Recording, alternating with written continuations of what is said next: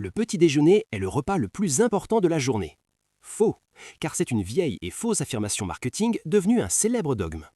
Contrairement à ce qu'on pourrait penser, cette idée ne vient pas d'une étude médicale ancestrale, mais plutôt d'une stratégie marketing redoutable du début du XXe siècle. Voici l'histoire de la naissance de ce dogme alimentaire. 1. L'influence de James Caleb Jackson et John Harvey Kellogg. À la fin du XIXe siècle, aux États-Unis, le petit déjeuner traditionnel était souvent composé de viande et de bouillies lourdes.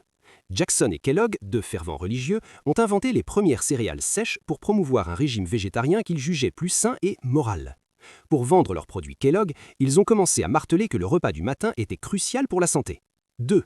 Le coup de génie de la General Foods en 1944. Le véritable tournant a lieu en 1944. La société General Foods, qui fabriquait les céréales Grape Nuts, a lancé une campagne publicitaire massive.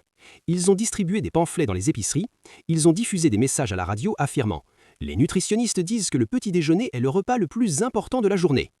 L'objectif était purement commercial, booster les ventes de céréales pendant la Grande Dépression et la guerre. 3.